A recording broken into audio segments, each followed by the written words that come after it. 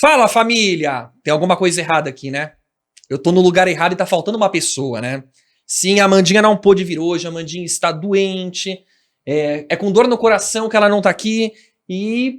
Bom, vamos lá, eu vou fazer o melhor que eu puder, vai fazer falta, mas a gente consegue. Então, estamos começando mais um Festa Sem Frescura! Pessoal, e hoje o convidado é mega especial, ele é confeiteiro, ele é finalista da segunda edição da Batalha dos Confeiteiros e ele é fundador, junto com o Rick Zavala, que já esteve aqui, do Cake Awards. Seja bem-vindo, Luiz Toledo!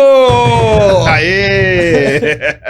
Obrigado pelo convite, estou muito feliz, estava muito ansioso de estar aqui com vocês. Com você hoje, no caso, né? Porque a Amandinha mas ela não tem pôde... certeza que ela tá aqui no ambiente. No ambiente, exatamente. E conheci a Amandinha no Cake Awards, né? A gente vai falar sobre isso depois. E muito honrado pelo convite mesmo. Eu já te falei que eu adoro podcast, então eu acho que a gente vai passar um tempinho aqui. Com certeza. A gente tá aqui na mesa de bar pra conversar, comer um amendoim, bora lá. E um chazinho, né? Porque tá no meio da tarde ainda, a gente não sabe quando vocês vão ouvir. Gente, até eu, ó, primeira vez que eu estou tomando Coca-Cola. Sempre tem a primeira vez vez sozinho. Começou, ó, tô mudando. Sim, são novos desafios sempre, né? Ó, eu quero agora chamar, antes de começar o programa, o nosso patrocinador, né? O Festa Sem Frescura é um oferecimento da Luna Import. A Luna Import é uma importadora de artigos de decoração de festa. Entra lá no site, é www.lunaimport.com.br. Confira todas as novidades. Pessoal, não se esqueçam de se inscrever, comentar, compartilhar. Se não gostar, xinga lá também. Só que comenta, chama a gente, fala aí, que isso fortalece o nosso canal, tá? Agora, gente, espera aí que temos uma surpresa pra você. Meu Deus, a Amandinha não tá aqui, mas ela mandou um vídeo. Olha só. Que vai passar aqui na TV. Mandinha. Tá dodói. Fala, família. Não começamos mais um Festa Sem Frescura, mas Gabriel vai honrar esse trabalho com muito amor. Vim aqui para deixar uma mensagem. Vim diretamente de Miami, de uma feira com muita novidade, para trazer para o nosso mercado de festa e confeitaria, e por isso peguei uma gripe e estou aqui em recuperação, mas vai dar tudo certo se Deus quiser. Passando para mandar um beijão. Luiz, bem-vindo à nossa casa, conta a sua história, em breve estaremos juntos, e um beijo para toda a família Festa Sem Frescura. Ah, querida. Não podia deixar de mandar, né, uma mensagem aqui. Sim, maravilhosa. Luiz, vamos lá. Vamos lá. A gente conhece o Luiz confeiteiro, o Luiz que foi pra televisão, o Luiz do Cake Awards, mas eu quero saber o Luiz quando ele nasceu e como que ele caiu nesse mundo da confeitaria, né? Nesse mundo aleatório, assim, vamos lá. Totalmente louco. Na verdade, eu, por exemplo, nunca fui dessa coisa da comida, da cozinha. Eu sempre gostei muito de comer, mas não de fazer, né? Jamais imaginaria que eu fosse trabalhar com gastronomia, com alimento e tudo mais. Eu vim de Socorro, uma cidade bem pequenininha aqui do interior de São Paulo. Hoje é uma cidade já mais conhecida por ser uma cidade turística e fui estudar em Campinas depois, né, na minha adolescência. Mas a vida toda sempre amei arte, sempre gostei de desenho, gostei de pintura, gostei de modelagem. Eu já acho que isso é um gatilho. É um gatilho. Que você caiu, né? Exatamente. Você tem que ser um artista pra fazer o que você faz. Não é simplesmente fazer um bolo e tal. Você faz uma obra de arte ali, né? Exatamente. Eu acho que a gente tem que ter esse olhar, essa vontade. E o artista tem muito disso, né? As pessoas que são, entre aspas, de humanas, que existe essa rixa do humanas e o exatas, né? O artista, ele se alimenta da arte, né? Então, eu acho que eu vi muito disso, de ter que produzir sempre. Então, sempre que eu tava parado, eu tava rabiscando, eu tava desenhando na escola, enfim, mil coisas, mas sempre voltado à arte. E não tinha ideia do que eu queria fazer. Na adolescência, na infância, eu falava que eu ia ser arquiteto, mas por influência dos meus pais. Não, você gosta de desenho, então você vai fazer arquitetura. Não tinha ideia do que eu queria fazer naquela ocasião. E é engraçado isso, porque até os meus 15 anos eu achava que eu ia fazer uma faculdade, que eu ia ter uma profissão mais séria. Minha mãe, ou vai ser advogado, aquela coisa de toda a família, sim, né? Sim, mas, e ao mesmo tempo desenhando, rabiscando, tudo era rabiscado. Eu adorava copiar coisas de revista, eu pegava a revista e reproduzia as fotos em desenho. Jura? É muito engraçado isso. Até que eu fui para Campinas uma época, com 17 anos, conheci um pessoal de festas e conheci um cara que hoje é um grande amigo meu, um grande irmão, que é o Wagner Bertazzo, e fui ajudá-lo a montar as festas. Então foi a primeira... Você foi morar em Campinas pra estudar. Pra estudar. E aí você conheceu essa galera de festa lá. Exatamente. Tá. No primeiro ano que eu saí, né, com 17 anos, 17 para 18, que eu fui para Campinas para procurar cursinho, tava terminando o Ainda colegial. tava procurando o que você ia fazer. Você foi lá... Não tinha ideia de nada. Eu trabalhava na minha cidade numa loja de conveniência, super, tipo, adolescente de interior, caipira, sem foco em nada, mas sabia que eu gostava de arte, enfim, mas aquela coisa também é bom, vida de adulto, você não tem, a arte não paga conta. Só que pai fala isso, né? Eu brinco, eu acho que meu pai foi o único que não falou, que eu era igual você, desenhista, tal, sempre gostei, mas meu pai era tatuador. Ah, então ele queria teu mais pai também é artista, né? Seu pai já é tinha a mesma Aí ele vibe, falou, começou a investir, falou, não, você tem que virar tatuador, vamos tatuar, eu tatuei a laranja, ficou horrível. Aí ele falou, não é pra você, vamos procurar uma outra coisa de desenho. Vamos pra outra área da arte, né? E eu tinha muito estímulo da minha família, mas, tipo, das minhas tias, alguns parentes, mas dos meus pais, eles viam que eu tinha essa aptidão, mas nunca fui... como fala? Incentivado. Incentivo, sim. Né? E aí fui por conta e risco, sem propósito definido para Campinas, para fazer faculdade de arquitetura. E aí conheci essa pessoa, comecei a ajudá-lo nas decorações de festa. Então foi a primeira vez que eu vi um bolo de pasta americana, isso em 97, na época que bolo de pasta americana era super novidade no Brasil. Eu ia falar, quase inexistente, né? Nessa época. Não tinha produção de bolos, assim, quem fazia a massa, fazia toda a pasta americana à mão. Fazia a massa também da pasta americana. Ao longo do tempo, por 15 anos, né, eu tenho 27 anos de profissão, de confeitaria, depois eu nunca mais mudei de profissão.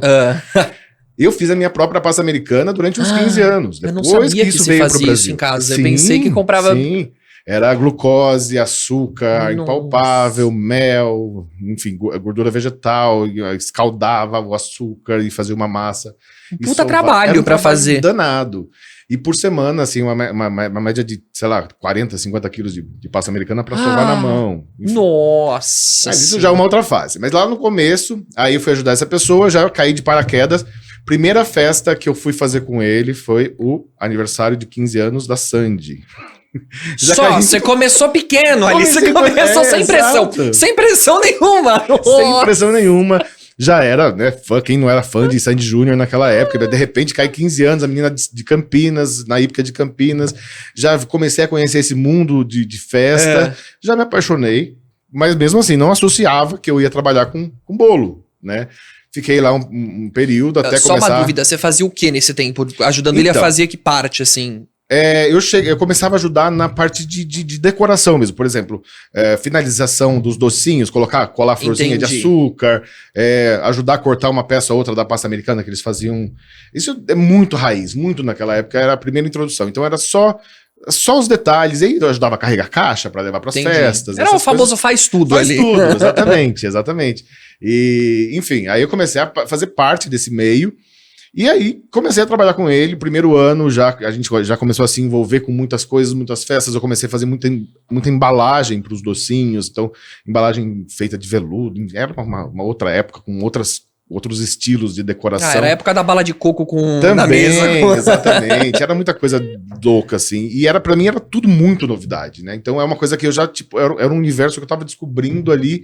E eu, gente, que maluco. E ao mesmo tempo eu tinha que pensar na faculdade, fazer o cursinho ali pra ir, sei lá, tomar minha vida, né? Beleza. Fiquei ali de 97 até 2000, já comecei a aprender a fazer bolo. O Wagner, que hoje é meu sócio, ele me desafiava sempre. Ele é uma pessoa muito hardcore, assim, vamos dizer. E ele, num belo dia, me deu, claro, já estava ali com experiência e tudo mais, me deu um bolo para eu começar do zero, um bolo de 20 quilos na época, e todo decorado com pasta americana, com glacê real, com flor de açúcar e não sei o quê. Tipo, fui na confiança. Enquanto eu não terminei o bolo, levei acho que uns 2 dias para finalizar esse bolo, ele não ficou sossegado, e até que então, fiz o meu primeiro bolo sozinho, né, porque até então eu era aprendiz. E ele falou, pronto, você já é um confeiteiro, né? E nessa época eu já estava totalmente envolvido. Então, sim. Eu não sei qual foi o momento que deu o start, né? já tava trabalhando que nem um louco, naquela época também era muita festa, 30 mil doces por semana, muitos casamentos, muitas festas de 15 anos. Então a gente vivia nessa loucura. Aí passaram-se alguns meses, fui para a faculdade em 2001, né? Então de 97 a 2001 foram alguns anos ali já. Anos já, pra mim você já tava dentro. Ele falou que você virou confeiteiro, pronto, formei, vou começar. Isso, exatamente. Você ainda foi tentar... Assim, minha família, não, Luiz, você tá aí, o que você tá fazendo? Você vai trabalhar com festa na vida toda? E era uma época que o pessoal, hoje em dia eu acho que tem mais...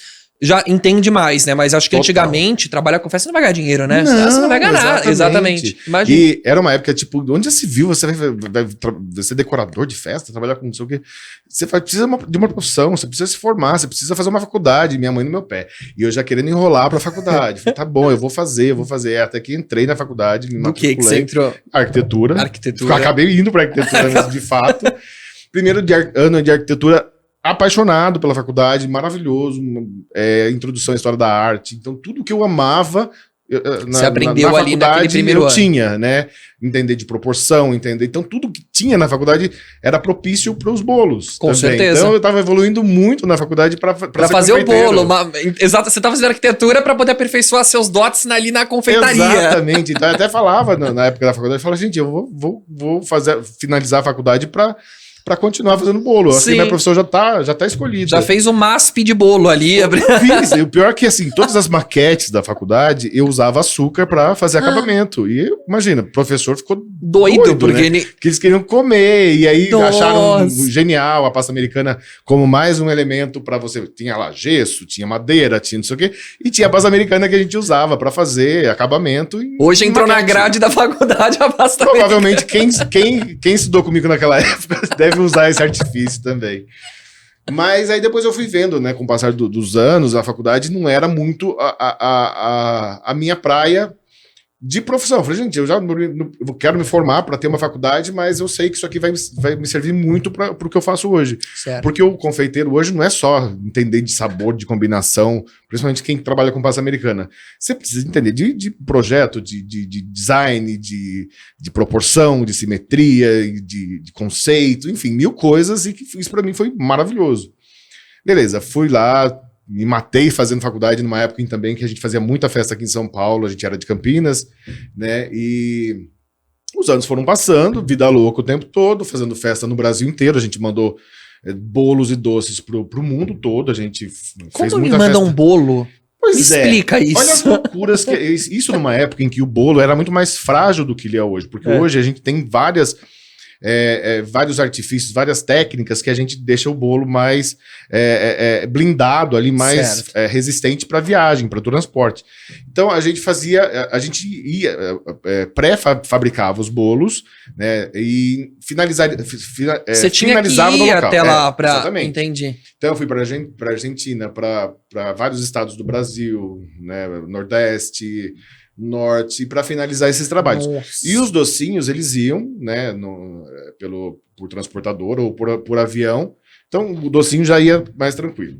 Então a gente acabou fazendo festa no Brasil inteiro nessa época, uma época que a confeitaria no Brasil também estava engatinhando, né, tinha 2 ou 3 confeiteiros mais famosos em São Paulo e poucos no Brasil, até que veio essa era da internet, né? E aí todo mundo começou a importar coisas de fora, começar a ver referências de fora, e a profissão confeitaria se instaurou no Brasil de forma mais popular, vamos dizer assim, porque antes era uma coisa mais elitizada, não a profissão, mas o produto, né? Era só quem era rico que consumia, etc. Eu lembro que, assim, tô falando de 2008, que eu era criança. Eu lembro de ver bolos de pasta americana, que eu nunca tive, né? Sim, que era muito caro você ter um bolo. Eu lembro que eu fui numa festa que tinha um bolo confeitado com pasta americana, e eu ganhei um pedaço, que era uma menininha, assim, numa escada e tal. Eu congelei e não comi anos, só pra ficar olhando a menina na escada. Todo mundo que tinha um bolo, ou até a minha família, né, que ganhava, porque tinha alguns primos que, pela proximidade, eu fazia um bolo com pasta americana, eles congelavam tudo, e sendo que não pode, porque se você congela a pasta americana, você nunca mais pode tirar da geladeira, porque derrete. Ela vai falar açúcar, ela vai virar uma meleca depois.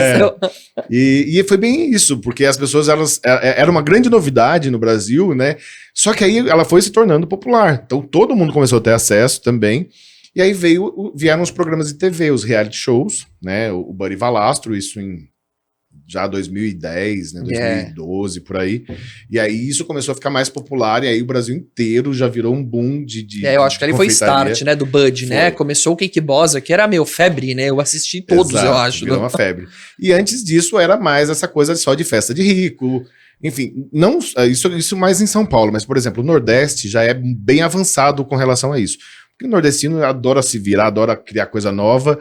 Então lá eles já tinham muitos bolos decorados bem mais evoluídos do que São Paulo, do que essa região, né? Aqui já era uma coisa muito, muito da elite mesmo. Tipo, só aquele povo que tinha acesso àquela cultura, porque quem não conhecia, onde que quer querer? Não viu? O que você não vê, você não quer, entendeu? E aí os confeiteiros só faziam festas para famosos, ou, enfim, né, nos lugares mais famosos em São Paulo, tipo, sei lá, Jockey Club, enfim, esses salões mais elitizados. E aqui eu acho que demorou um pouco mais. Daí, enfim, eu trabalhando que nem um louco, fazendo festas em vários lugares do mundo. A gente mandou doce pra África, já foi pro Japão, já foi pra Portugal. Virou o mundo, atravessou o mundo. O nosso doce ele foi além do que a gente. A gente viajou para alguns lugares, mas o doce já o doce foi. Marcou o mapa inteiro. Exato. E para mim era uma outra vibe, porque eu adorava fazer o que eu fazia, mas eu nunca gostei de aparecer, né? Então eu ficava sempre na minha loucura da cozinha. A gente tinha nossas pessoas, nossos funcionários, e eu virei sócio dele depois de um tempo, né? Desse menino que eu conheci, que me ajudou muito no começo. Deu a primeira oportunidade, assim, que legal. Durante a faculdade a gente se associou, e até então a gente só trabalhava para produzir essas festas e acabou. Então a gente era reconhecido só nesse meio. Era diferente de hoje, né? Com rede social, que o confeiteiro virou né, uma profissão. Blogueiro, né? Você ganha você fica famoso, né? Exato, exatamente. Então eu passei por toda essa história, né, desde o final da minha adolescência ali, já dos 17 anos, até agora, né, eu já tô com 43 anos, mas foi uma coisa muito rápida, assim, eu nunca parei para começar a contar isso numa linha do tempo, porque foi tudo muito corrido e as coisas se transformavam muito rápido. Então eu fui muito levado. Você chegou a terminar a faculdade de arquitetura? Sim, eu fui até o final. Eu só não fui para formatura, mas fui até o final, me formei. Entendi. Mas desde o primeiro ano, sabendo que não ia exercer a profissão. Entendi. Né? Foi maravilhosa para mim. Eu sempre falei que a arquitetura é uma faculdade para abrir horizontes. Acho que todo mundo vai falar isso nas suas áreas, mas para mim foi muito, muito gratificante ter feito, assim, sabe? Tanto é que depois todo mundo, você tem que fazer gastronomia, você tem que fazer não sei o quê. Né? Ele cairia bem também. Exato. Né, fui fazer depois um ano, quase um pouco menos de um ano. Só que já no primeiro ano de gastronomia, já estava tão calejado na confeitaria que eu começava a trocar receita com o professor. Você tá brincando. Então, gente, obviamente que é legal, porque você começa a entender das técnicas, dos nomes. Eu fui fazer francês também, porque tem muito da língua francesa na gastronomia, que é muito legal. Só que aí a gastronomia, eu acho que ela ia abranger muito também a parte de salgados, né? Não só doces. Padaria, que não é o meu forte. E o meu forte, assim, não é nem meu interesse. Eu adoro combinação de sabores, eu adoro, mas eu gosto da arte. Obviamente que os meus bolos, a gente chegou num nível de desenvolvimento dos nossos produtos que ele tem que ser gostoso, ele tem que ser... não adianta ser só bonito, exato, né? Senão... Então a gente sempre parte de que o bolo primeiro precisa ser gostoso. Se é alguma coisa que você vai fazer que deixe ele menos gostoso, então não vale a pena fazer, por mais que seja mirabolante. Então a gente até fala que, você quer fazer uma coisa muito mirabolante, a gente faz uma parte do bolo gostoso, depois a gente parte para uma coisa que é mais artística. Sim. Porque tem gente que fala, mas não é tudo verdadeiro. Eu falei, tudo bem, né? Uma que fica muito mais caro a gente fazer um bolo com certeza. 100%. Imagina o peso também num bolo gigante. E desperdício e tudo mais. Então a gente faz uma parte que seja consciente para servir, e aí uma outra parte também que é comestível, a decoração é comestível, mas a gente usa outras estruturas, né? Que é madeira. Tipo ferro. A carcaça é feita de... Não, o interior não é comestível, só a carcaça que seria, que é a pasta americana. Exatamente. Então a gente sempre parte dessa premissa, de que tudo que você tá olhando seja comestível, mas por dentro algumas estruturas não Mas são. aí você avisa, tipo, a pessoa, ó, que aqui não come, hein, pelo amor de Deus, é que você para e você come. Tipo, Porque chegou numa parte dessa minha história, né, da confeitaria também, que as coisas começaram a ficar muito grandes, e aí é um excesso de bolo, né? Sim. Na minha época, por exemplo, quando a gente começou, essa coisa do bolo fake não existia, né? Então era sempre bolo verdadeiro, então bolos em andares, 3, 4 andares, era tudo verdadeiro. E, tipo... Eu lembro daqueles bolo colchão, assim, de Os casamento, colchões, sabe? isso foi até um ano antes, né? Eu acho que foi... Porque na minha cidade não tinha esse bolo mais artístico, tinha o bolo de padaria mesmo, o bolo colchão de noiva, que eu fui no casamento das minhas tias, eu via, eu adorava, né? Tipo, eu queria até comer aqueles glacês, aqueles chantilly, mas eu nunca tinha visto pasta americana, eu achava que aquelas coluninhas era de comer também, enfim, mil coisas. Sei, quando faz no meio do bolo da noiva, né? Eu sei do que você tá falando, já vi. Não sabia fritar um ovo. Mas enfim, aí a gente foi desenvolvendo várias coisas e a confeitaria foi evoluindo também nisso. Para uma questão de saúde mental e física de um confeiteiro, os bolos fakes, né, essas partes não comestíveis começaram a ser introduzidas, porque senão os bolos teriam que ser finalizados praticamente no dia da festa. Uma que a gente não pode pegar muita coisa, porque tem um timing para entregar, exatamente para finalizar, e outra que você não tem mais vida, né? Porque se tem festa todo final de semana você tá se matando ali. Imagina. Né? Então, esses bolos fakes, esses bolos maiores que a gente consegue adiantar, eles vieram também para ajudar a gente a ter vida pessoal, particular, né? Vida social. Né? Então, foi uma evolução na confeitaria mesmo, e quem falar se não é tudo verdadeiro, não tem o mesmo valor, a pessoa acha que ela não entende do que está falando, porque tudo o que envolve, obviamente que todo fake também, eu não sou a favor, mas tem orçamento para tudo, né? A pessoa às vezes ela quer uma foto bonita, ela quer uma festa com um bolo temático, enfim. Então, hoje a confeitaria ela abrange tudo. Sim, com certeza. E é isso, assim, eu acho que foi, como eu te falei, fui vivendo nessa loucura, nessa enchente de E é um trabalho duro, né? Porque decorador de festa e confeiteiro, a maior parte do trabalho é de sexta a domingo, exatamente, né? Então você não casa agenda com ninguém, né? Você não consegue sair com um amigo, porque você tá sempre trabalhando de final de semana, sim, né? Exatamente, todo final de semana. E ainda que hoje em dia não é nem de sexta a domingo, é de segunda a domingo mesmo. Nossa. Porque hoje em dia as pessoas não fazem mais festa só final de semana. Então tem casamento segunda-feira, tem casamento terça-feira. Em São Paulo eu faço, geralmente, toda terça-feira tem um casamento, praticamente. Cara, que data estranha, muito né? Terça-feira. Hoje, por exemplo, sexta-feira, tinha um casamento às 13 horas em Embu das Artes.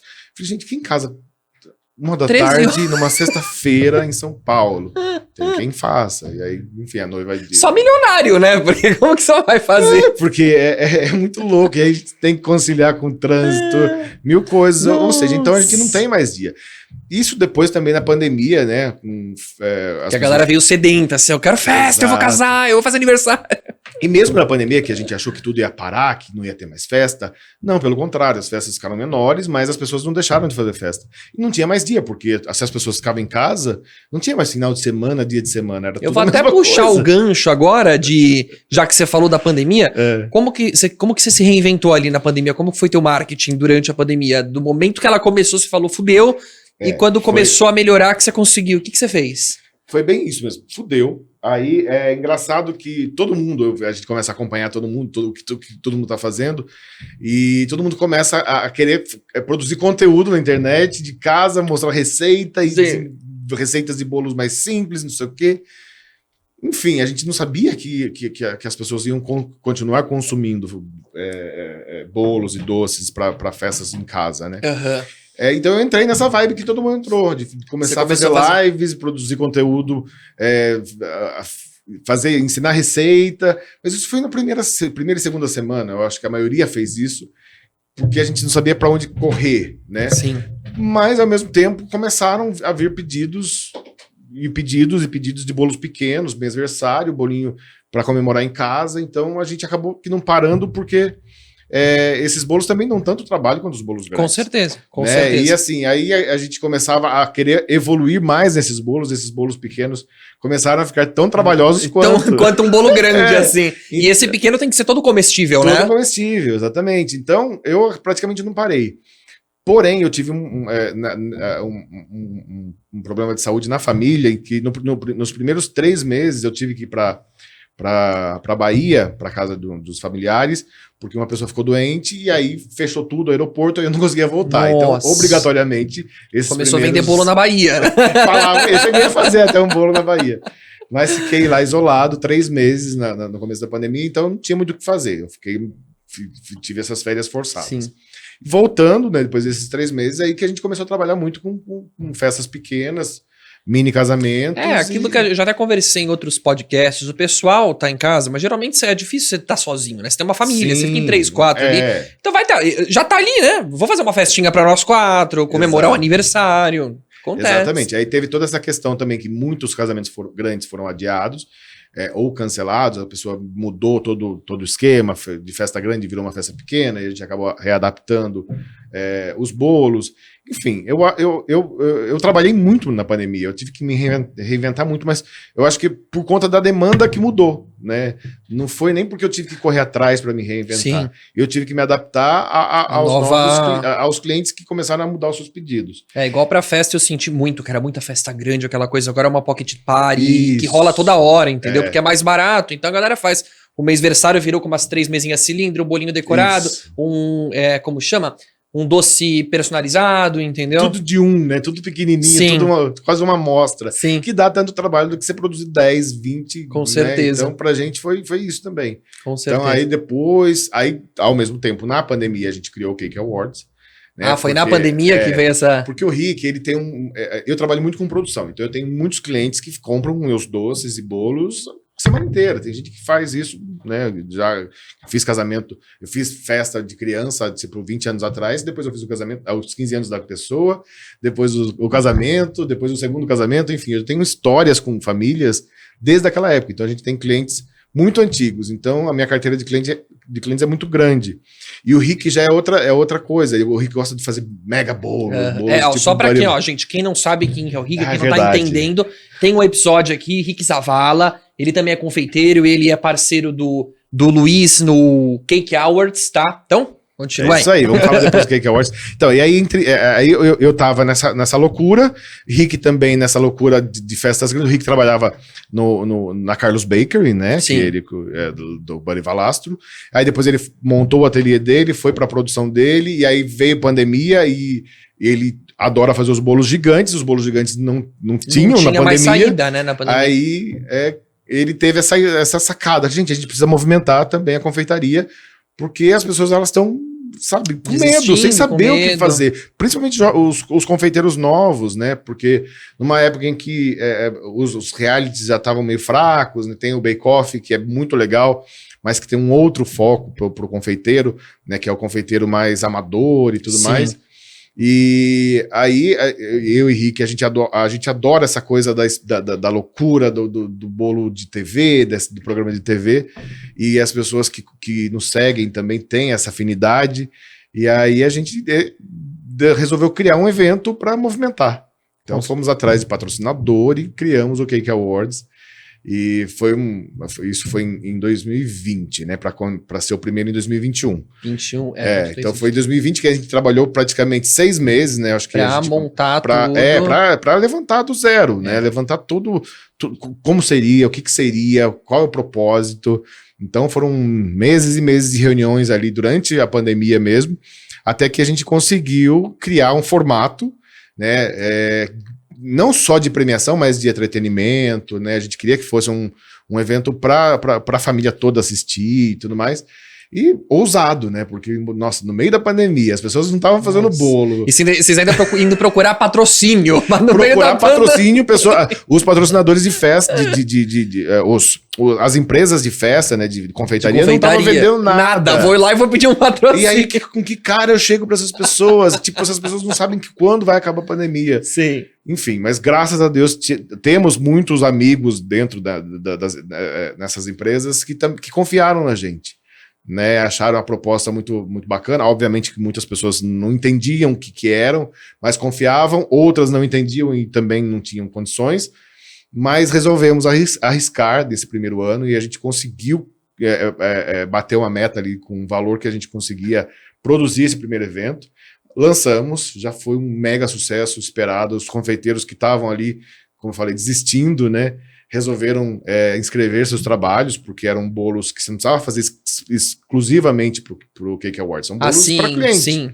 Né, e eram fotos, né? Então é uma coisa diferente já de um outro tipo de competição, que você precisa ter o bolo ali ao vivo e tudo mais. Então, em pandemia, você pegava só a melhor foto do seu melhor trabalho, inscrevia os trabalhos, e a gente, como é artista, a gente adora tudo muito bem feito, a gente quis produzir um troféu muito especial. Né? Não sei se você chegou a pegar o troféu. Não peguei, mas eu vi. Ó, gente, para quem não sabe, o Cake Awards, ele é um evento que ele é um Oscar de premiação dos confeiteiros, mas ele é um Oscar mesmo, vocês não estão entendendo, com red carpet e tudo, assim, é maravilhoso. E tem o troféu, o prêmio que eu vi lá, eu não cheguei a pegar, ano que vem eu quero pegar esse troféu. Porque a primeira sensação que as pessoas, quando pegam, elas é pesado, assustam, porque é muito pesado. Ele tem exatamente o mesmo peso do Oscar. Até nisso a gente pensou. Então ele tem bem o mesmo coisa de peso, artista, né? A gente foi, vamos lá na internet, quanto pesa o Oscar? A gente quer igual. Né? Do que é feito o Oscar? A gente quer igual. Ele é de latão banhado e tal. Não é de ouro como o do Oscar, né? Que é banhado a ouro, mas esse é banhado a ouro também, mas uma folha de ouro, assim. Folha de ouro, mas tem um peso igualzinho. Então as pessoas, elas pegam, elas sentem essa emoção na hora. Não, eu imagino assim, ó. A vontade de continuar que vocês deram pro pessoal, ainda mais quem ganhou, que podia estar desistindo, falar, puta merda, eu ganhei o prêmio aqui, meu bolo foi reconhecido, eu não vou parar, eu vou, né, num momento de pandemia, assim, que 2021 tava ruim ainda, tava, né? Tava ruim. Muito, ainda até o final de 2021, ainda as coisas estavam muito obscuras, né? Teve uma pessoa que ganhou o Cake Awards, um troféu, Cake Awards no primeiro ano, que ele tinha começado praticamente a fazer bolo na pandemia, ele tinha uma outra profissão, ele foi lá... de repente encontrou na confeitaria um dom, enfim, que você precisa, não precisa ter um dom, mas você acho que você tem que ter uma noção, cara, talvez. eu murchei um Dona Benta, eu não consigo fazer nem Dona Benta. Mas, por exemplo, eu que nunca fiz nada de bolo na minha adolescência, quando eu comecei a fazer, eu acho que você tem que ter um interesse. Sim. Né? Obviamente tem muita gente que tem um dom artístico, mas eu acho que quanto mais você tenha esse interesse, mais você consegue ir evoluindo na coisa. Tem gente que acha que vai ganhar dinheiro ou não sei o que, eu acho que ela esquece que para fazer um bolo tem que ter muita dedicação. A técnica, dedicação, você tem que gostar também, né? Tem que gostar, tem que ter paciência, porque a coisa não sai de uma hora para outra. Uma modelagem às vezes demora um dia E pode acontecer de, sei lá, afundar o bolo, você tem que começar do zero de novo, cair uma parte. Até porque, né, para transportar um bolo hoje é um dos piores desafios, né? Não é fazer, tá tudo bem pra gente. Tem pouco buraco em São Paulo. São Paulo é terrível, né? Ainda mais às vezes as pessoas vão fazer em fazenda. Nossa, na estrada de terra, cara. Nossa, cara, tem várias histórias dessas de acidentes de bolo. Eu vou chegar, tá aqui. Na verdade, eu tô misturando todas as coisas aqui, mas enfim, a minha vida também é uma loucura. Não, sim, vai estar certo. A gente vai puxando o gancho de volta aqui, fica tranquilo. Eu te falei, eu tenho essa coisa de caçador de borboleta. Eu pego um assunto e já vou eu também, eu perco o foco total. Eu perco o foco, eu já chamei o Cake Awards aqui, que não era nem a hora ainda. Mas bom, vocês viram, legal. Tá tudo mais ou menos junto, faz parte do... assim, tá tudo interligado. Mas traçando a linha do tempo, né? Então, voltando, passei... Eu acho que é interessante eu tentar colocar isso numa régua, né? Me formei na faculdade, já fazia bolos, tinha uma clientela, a gente começou a fazer muita coisa para fora, para outros estados, a gente fez muitas festas de políticos naquela época que ficaram, depois, não sei se posso contar, mas estão presos contra a Lava Jato, enfim, gente, já passei por várias histórias dessas, nossa, é muito louco, tipo, festas em Goiás, festa em Campo Grande, de famílias milionárias, e quando você vai ver, as pessoas estão...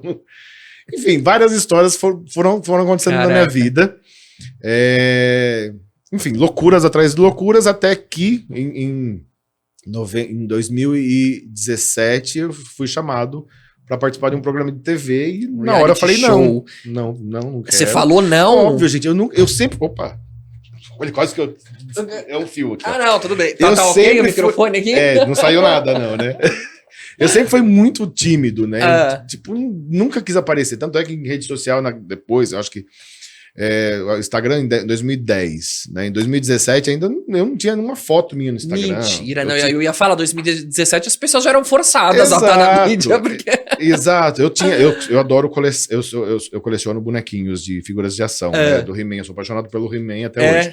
Nossa. Eu tenho mais de 200 bonecos, então eu usava a rede social para postar os meus bonecos. E os meus bolos, né? Tipo, era diferente, porque eu tinha os nossos portfólios para o cliente, Sim. que chegava, a gente atendia sempre ao vivo, então eu não tinha um Instagram, um Facebook para trabalho, né? Tinha o site da empresa e tudo mais, e tinha a minha rede social pessoal. Pra boneco, assim. Pros meus bonecos. O pessoal não entende essas coisas, né? Ser apaixonado pelo He-Man. Eu sou apaixonado, desde criança, pelo Chucky, o brinquedo assassino. Eu sou louco pra ter a réplica, custa 7 mil. Ninguém me deixa comprar até hoje, mas assim, é uma paixão que quando eu tiver, a minha vida tá completa. Ele vai dormir comigo. Um brasileiro que faz. É um brasileiro que faz, que eu conheço. O Lorde, não sei. Isso, ele mesmo. Ele tá fazendo a Tiffany agora também. Nossa. Aí me acabou de vez, aí quebra minhas duas pernas. Eu sou louco. O dia que ele fizer o Chuck com a cicatriz, eu compro. Eu sou louco no Chuck da cicatriz. Da cicatriz. Não, o boneco bonzinho ainda não me. Da cicatriz. Então eu já sei qual é o bolo que eu vou fazer pra você. Então, cara, eu vou amar. De verdade. Eu já fiz o Chuck uma vez. Você Eu fiz fez? 2 vezes já. Eu sou tão louco de ir no shopping. Uhum. Ele tem uma loja que eu vou que é de colecionáveis, ele tá lá. Sei. Eu sento no chão e fico lá olhando pra ele horas. Horas, assim. Fissurado, horas, impressionado. Então, aí você tinha lá um. Você viu, eu já mudei totalmente o assunto. Não, né? mas é que quando eu achar alguém que entende o que eu... o sentimento, né? Eu falei que eu vou criar por isso que eu lembrei, eu vou criar um Instagram pra ele. O dia que eu tiver meu Chuck, ele vai tomar uma Heineken comigo. Sim. Ele vai andar comigo de bicicleta, ele vai no banco do motorista comigo. É meu filho. Vai ser dele, exatamente. Não tem o Instagram do cachorro, não tem do filho, tem também do Chuck. Eu tenho um amigo também que é colecionador. É muito engraçado porque um dos personagens do He-Man é o Granamir, é um dragão gigante, sábio, do desenho e tal. E tem um boneco dele, que é um action figure gigante, e ele faz a mesma coisa. Então ele coloca no carrinho de bebê. Eu também, eu vou ser assim. Minha esposa falou, esse boneco não vai dormir no nosso quarto. Eu falei, vai dormir com a gente. Deus me livre. Ele, a faquinha, todo mundo. Sim. Mas isso a gente se identifica porque é uma paixão que só quem gosta. Só quem gosta. Entende? E assim, pra mim, é quase que uma... As pessoas falam de terapia, as pessoas falam de coisas pra gente relaxar. O que me relaxa é isso. Eu curti minha coleção, curti os meus hobbies. Obviamente que a gente tem muita coisa na vida de adulto que a gente precisa se organizar. Mas ali é o momento em que válvula de escape. eu preciso dessa válvula de escape. Imagina.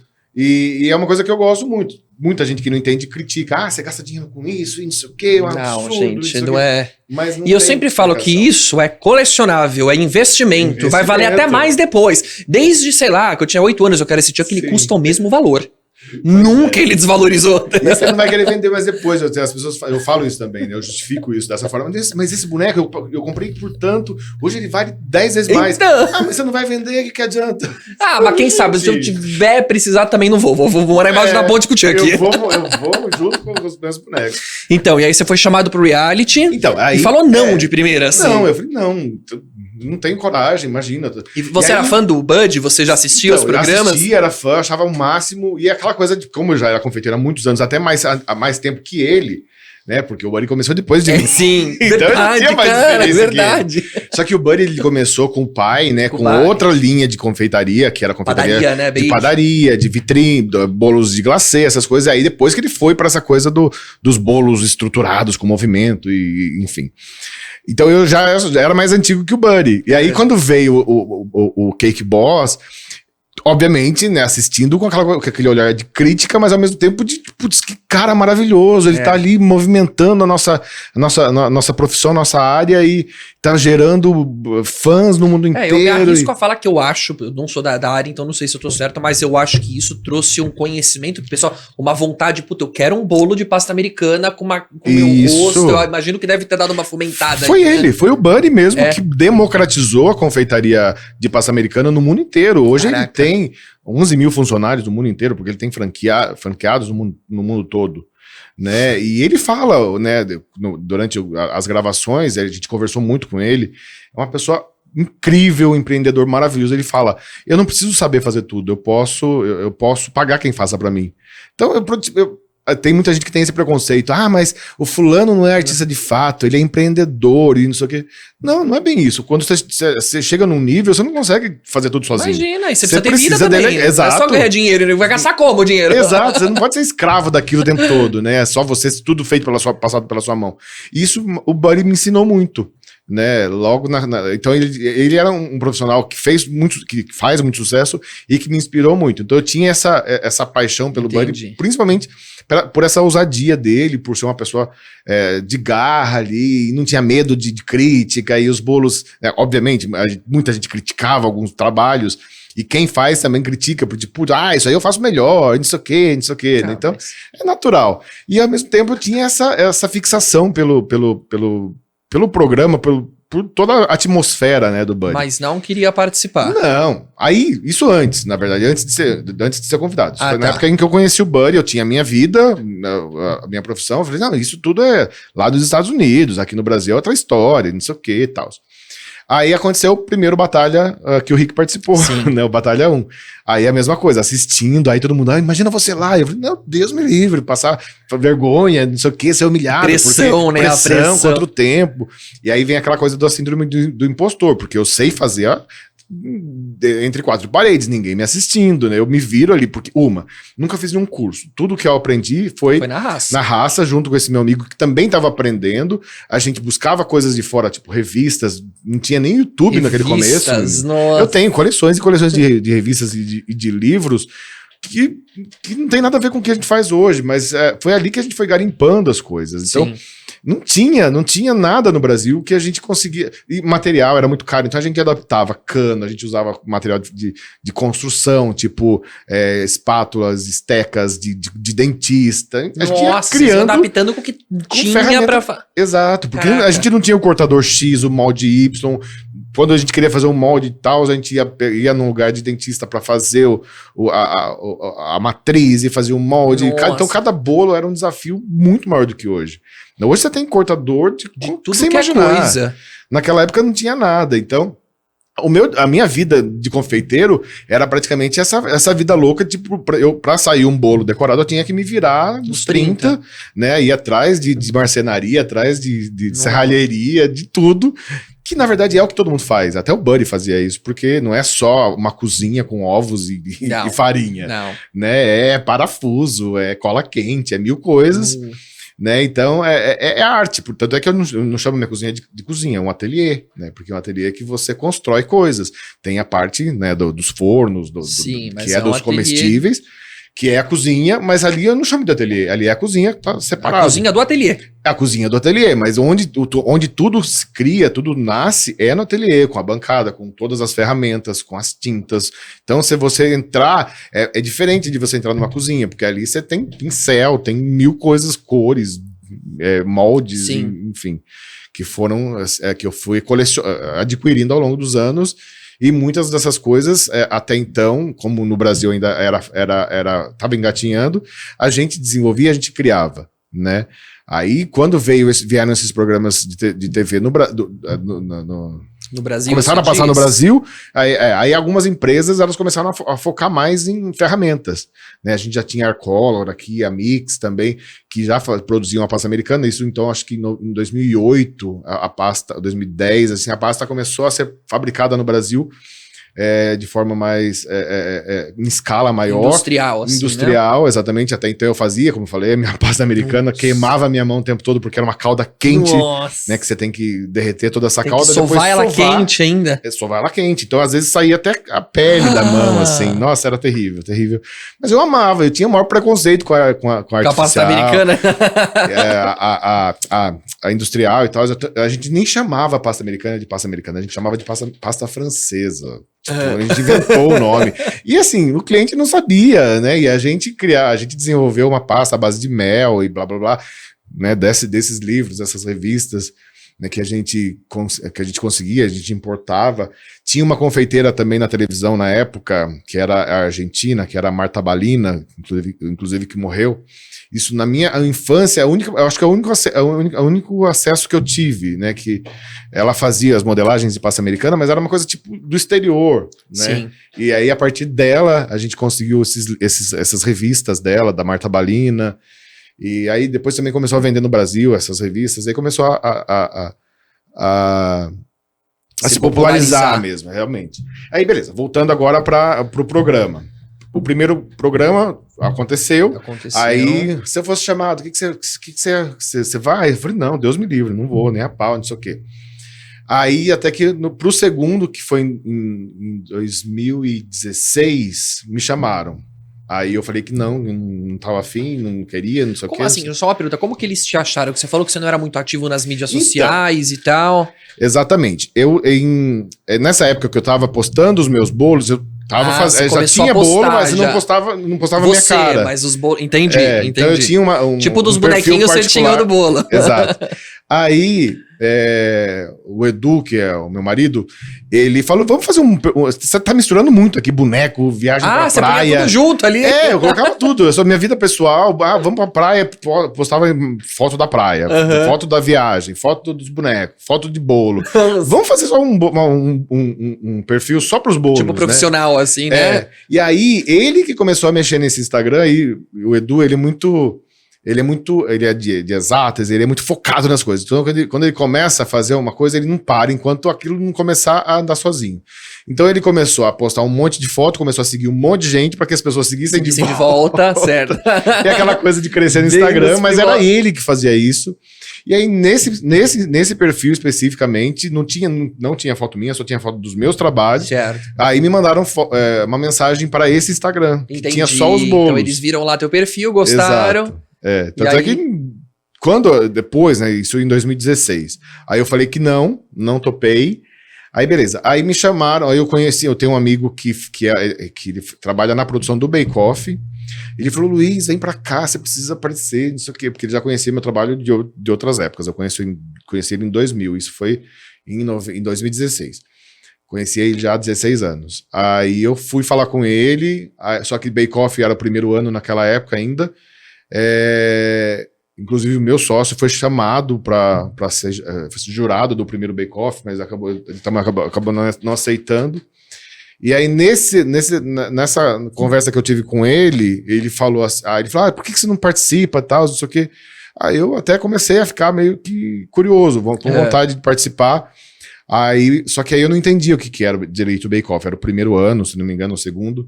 Aí ele falou, olha, eu acho que seria legal você entrar, mas eu acho que não vai rolar porque você já tem muitos anos de experiência. Bake Off é uma amador. Coisa mais iniciante, igual você falou. Mas por que você não vai pro Batalha? Eu falei, já fui chamado, mas não sei o quê. Ele, não, cara, você precisa aparecer, tá, não sei o quê. Aí, beleza. Aí, de novo, me chamaram em 2017 pro Batalha, que ia ter segunda temporada. Então te chamaram pra primeira e você falou... Não, chamaram pra segunda que ia acontecer em 2016.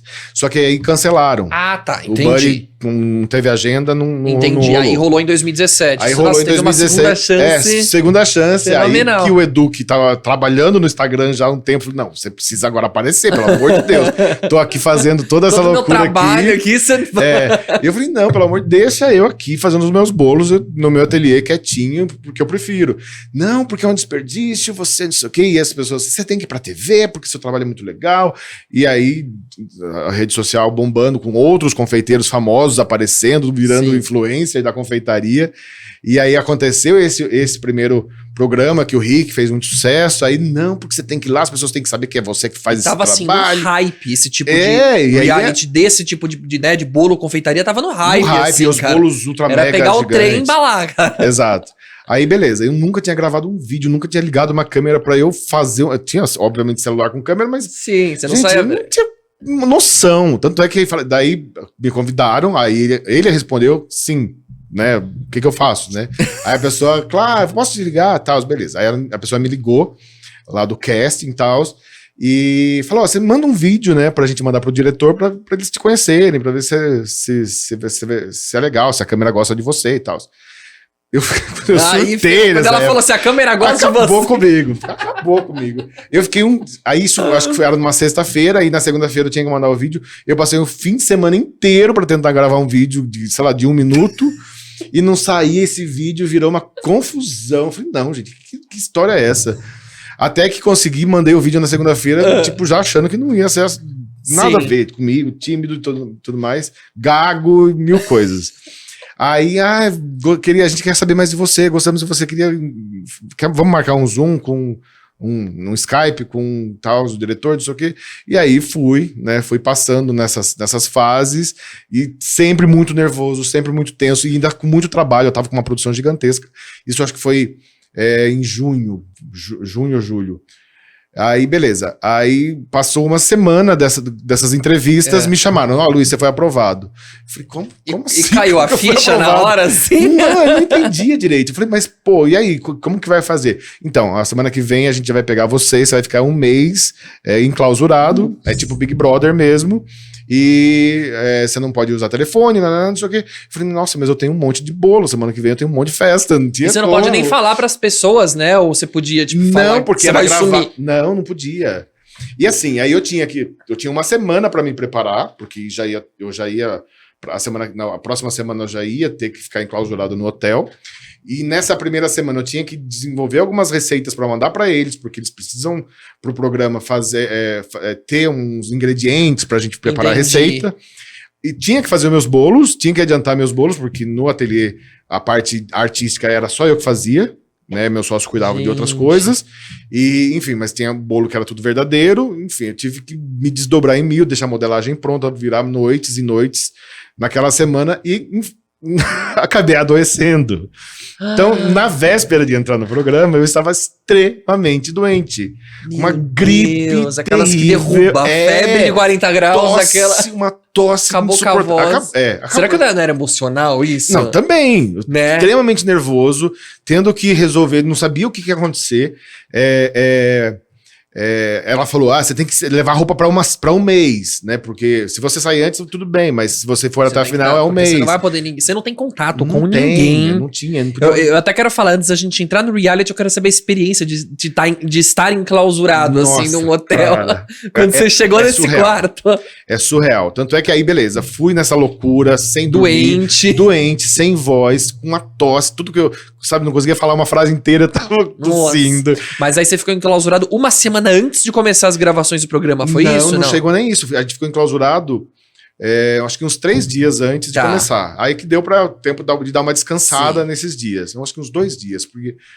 Na verdade, uns 3 dias, mas nesses 3 dias a gente gravava coisas também. Algumas cabeças ali, algumas coisas para ter a inserção, chegando com a mala no hotel, um depoimento. Entendi. Qual vai ser a minha trajetória, enfim, umas coisas assim, mas eram coisas mais tranquilas. Só que, tipo, num lugar que eu não conhecia ninguém, eu cheguei a conhecer todos os confeiteiros de todos os 16, eu acho que tinham, eu não conhecia uma pessoa, porque eu era uma pessoa completamente fora do aquário ali, e eles já se conheciam todos, eram todos já... você não tinha, você falou do negócio de mídia social, né? Você acabava não tendo contato e nunca com a fiz curso, porque essas pessoas todas faziam cursos de confeitaria, e eram todas muito mais jovens do que eu, naquela época eu já estava com 37 anos. E eles 20 e poucos anos, de 20 anos, 25 anos, tudo. Você ficou confeiteiro jovem 2 vezes, ficou na solitária, naquela que até você pegar a amizade, né? Exatamente, eram pessoas completamente diferentes, com histórias completamente diferentes das minhas, e eles também não me conheciam, então chega lá um urso, barbudo, tipo, esse cara nada a ver, confeiteiro, não tem nem cara de confeiteiro, vai sair no primeira semana. E eu meio mal-humorado, porque eu tava meio gripado, então não conseguia... ter o carisma pra conversar com as pessoas. Sim, lógico. Né? Tímido. Aí você chega lá o quê? Já mandam direto você pro quarto, assim? Como isso, que aí a gente chega, a gente foi pra um hotel ali perto do Sambódromo. É o Holiday, né? O Holiday Inn, e aí a gente é apresentado pros produtores, né, a diretora, e, enfim, aí a gente vai assinar o contrato, e aí a gente tem uma reunião com todo mundo, aí nessa reunião todo mundo fala um pouquinho de si, né? Eu sou de tal lugar e tantos anos, experiência na confeitaria. Aí todo mundo falando que era ultra mega experiente em bolos esculpidos e bolos lá. E eu nunca tinha ouvido falar dessas pessoas. Falei, gente, o que eu tô fazendo aqui? Eu vou me ferrar de verde e amarelo, né? Nossa. Me ferrei. Aí tinha uma outra que todo mundo tava falando, ai meu Deus, tá faltando a fulana, e todo mundo aqui, né, esperando a fulana que ia chegar e blá blá blá, que era uma das participantes. Aí chega a tal da fulana e não sei o que, aí a fulana virou minha melhor amiga, a gente se deu super bem de cara, que no caso é a finalista, né, a que ganhou o programa junto comigo. Beleza, aí aconteceu, eu gripadíssimo, fomos, cada um foi pro seu quarto, aí eles explicaram que a gente ia ter uma ligação por dia, acompanhado ali no Viva Voz, então a gente não podia falar o que estava acontecendo para ninguém. E aí começa a gravação, 3 dias depois, a gente vai, conhece o Buddy. Sem TV aí... também, né? No quarto não tinha não, TV. Tinha TV. Tinha TV. Mas a gente gravava, tipo, das 6 da manhã até meia-noite, a gente chegava destruído, que a gente nem ligava a televisão. A gente chegava, tomava um banho ou comia alguma coisa e capotava. Entendi. Porque a gente tinha, acho que 4 babás, que a gente chamava, né? Que as minhas do casting, elas ficavam no pé da gente o tempo todo. Então elas trancavam a gente dentro do quarto e ia buscar depois no quarto, então pra gente sair, tomar café e ir pra van pra gravar. Nossa, foi surreal, assim, pra mim foi um mês de loucura, que tem muita coisa que eu já nem me lembro mais, porque foi até estressante demais, assim. Mas de experiência é tipo Big Brother mesmo. Total, porque você tava o tempo eles todo... querem levar vocês ao extremo, né? Eu acho que faz parte deixar o sangue à flor da pele, pra Exato. rolar umas tretas, né? Porque essa coisa do conteúdo de reality, né? Desses roteiristas, eles não querem que só mostrar o bolo perfeito. Eles querem a treta, querem a novela, eles querem os personagens, né? Então eles vão fazer o possível ali, principalmente na hora dos depoimentos, pra te atiçar, pra falar, e aí fulano falou de você, o que você acha daquilo? Eles fazem isso, eles falam que... Eles criam uma atmosfera pra você. Uma rivalidade, assim. E fazem umas perguntas meio capciosas, e tá destruído, né, porque você tem que fazer, né, além de tudo, fazer o seu melhor ali em 5 horas, em 4 horas, aqueles trabalhos em equipe. Sim. Enfim, foi uma loucura, foi um furacão mesmo esse um mês, e eu fui levando um dia de cada vez. E foi uma das melhores experiências da minha vida. Então fui, como eu falei, né, desde o começo da minha história, fui sendo jogado nas coisas. E aí, quando eu percebi, no programa eu tava indo pra final já. Até a metade mesmo. Eu não tava me tocando. Acreditando assim. Ainda. Porque assim, eu tava muito doente, tava com muita tosse. Então eu gravava e aí eu ia descansar no camarim, ia dar uma dormida no chão, no sofá, e as pessoas criando as suas tretas ali, né? E eu não associava, porque a edição é muito diferente da realidade. Com ali, certeza. Né? Porque a edição é a nata do que tá acontecendo ali mesmo, né? E aí rolaram várias tretas entre outras equipes, não sei o quê, e quando acabou tudo, eu achava que eu tinha arrasado, que não sei o quê, mas quando o programa foi pra TV mesmo, quem arrasou foi quem fez treta, quem brigou, quem se deu mal. Então essas pessoas viraram protagonistas do programa.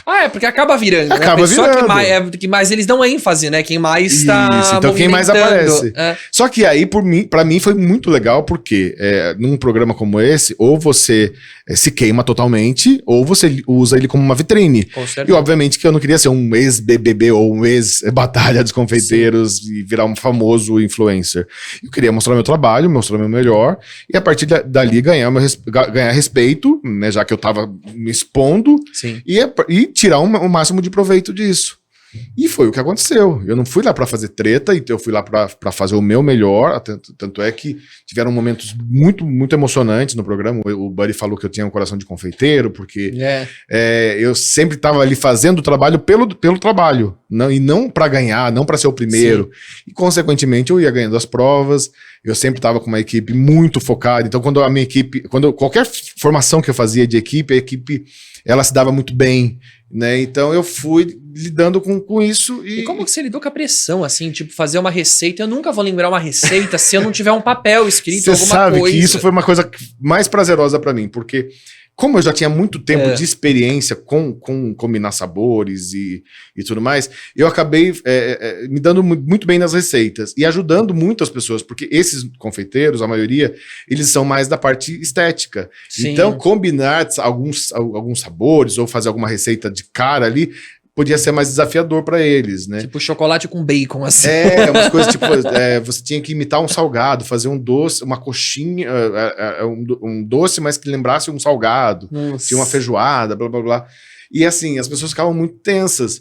E eu, nesse momento, Você conseguia... eu conseguia dar uma... sobressair, assim. Exatamente.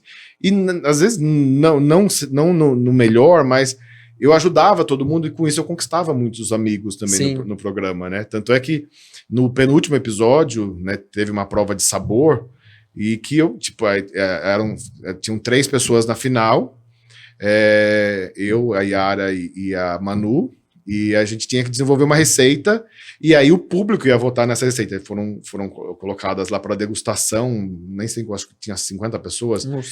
Eu ganhei 36 votos e as outras 2 meninas ganharam o restante. Então, ou seja, eu ganhei de lavada. Pra mim foi a maior realização, né? Porque além da estética, as pessoas viram que é bom, que é gostoso. E eu usei a minha receita mais tradicional dos meus bolos nessa prova, né?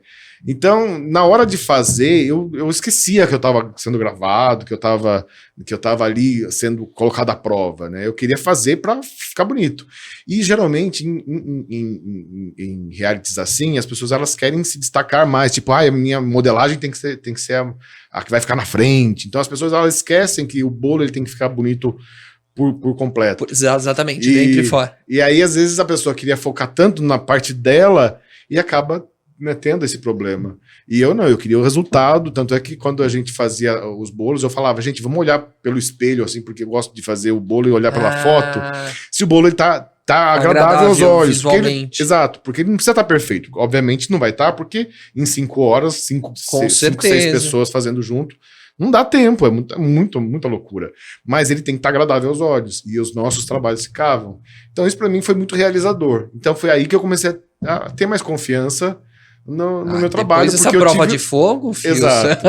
Eu tive um comparativo com outros confeiteiros também, aí eu descobri uma outra força na minha vida, que é quando a gente se junta com outras pessoas que são tão apaixonadas quanto, a gente cria um trabalho tipo, sabe Capitão Planeta? Quando a gente junta as forças e o Capitão Planeta aparece. É um novo trabalho, é um novo desafio, é uma coisa que nasce só quando juntam pessoas diferentes com a mesma paixão. E aí, a partir daí, a confeitaria já mudou de valor para mim, porque antes era só um ofício, eu chegava um momento da minha vida que eu queria me desligar da profissão e ir pra praia, ir, sei lá, viajar, ir pro cinema, e na segunda-feira voltava a trabalhar com isso. Depois do programa, não. Depois, a confeitaria virou minha vida 100% do tempo. Então, eu durmo pensando em bolo, acordo pensando e aquela coisa que você ganhou seguidores, né? Você começou a virar um mentor ali, né? Na internet. Sim. O pessoal começou... Até quem trabalha com confeitaria começou a te olhar. Nossa, deixa eu ver o que ele faz, como que ele faz. E também isso me deu... um pouco de medo também, né? Porque você agora tá sendo muito observado. Exatamente. Errar não pode. Você não pode errar, você não pode fazer uma coisa mais simples, mais inferior. Então, para mim, nessa época eu comecei a desenvolver uma crise de ansiedade absurda, tanto é que eu tive que fazer terapia e pro remédio. Eu acho que todo mundo aqui já foi também, já. Não terapia, porque ainda não fui. Comecei a fazer terapia, não fui, mas parei, não tive paciência, mas fui pro remédio. Nossa, eu adoro, eu acho que pra mim funcionava muito bem, ela e o remédio, entendeu? Eu achava que o conjunto dos dois fazia melhorar. O equilíbrio perfeito, né? Ainda não tive essa paciência pra terapia em si mesmo, mas pro remédio eu já fui. E aí eu comecei a ter esse pânico das redes sociais, porque, putz, eu não posso errar, porque depois vai vir hater, não sei o quê. Mas graças a Deus, foi até o final do programa, não tive nenhum hater, né? Então as pessoas me abraçaram ali, e a partir daquele momento, nunca, né, como eu falei, eu era low profile, nunca tinha dado aula, nunca tinha tido aula de confeitaria, aí saio dali para dar aula pro Brasil inteiro. Então viajei o Brasil inteiro, Comecei a O desenvolver cara que métodos. não aparecia nas mídias sociais foi pro reality, saiu dali e começou a dar curso pra galera Comecei toda. a dar curso assim. pra todo mundo, falando da minha experiência, né? Que é para você ter coragem, não ter medo de se arriscar, Sim, né? E que você não precisa de tudo montado para você começar a fazer bolo. com Então, certeza. contar um pouco da minha história também durante essas viagens foi muito, muito valoroso para mim, porque eu comecei a entender mais o meu propósito na minha profissão, né? Então, eu acho que a consciência mesmo do confeiteiro, né, do Luiz Toledo, confeiteiro, surgiu depois do programa, porque antes era o meu trabalho, né? Eu não falava para todo mundo sobre o meu trabalho, né? Nem mesmo na minha família, né? O Luiz faz bolo, ponto, mas o Luiz é outra pessoa também que faz outras coisas. Sim. E a partir dessa situação do programa, eu comecei a encarar a confeitaria como uma missão mesmo.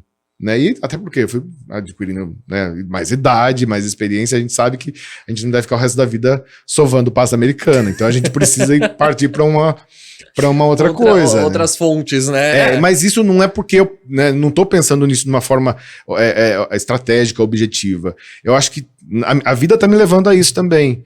Né? Então, criar o Cake Awards, incentivar as pessoas, né, nessa profissão, valorizar essa profissão, né, que sofre muito preconceito hoje, né? Porque tem muita gente que fala, vai fazer bolo porque não deu certo na vida, vai fazer bolo porque não sabe fazer outra coisa, não sabe fazer não tem condições de fazer uma faculdade, porque ficou, sei lá, perdeu o emprego, aí tem que fazer bolo de pote.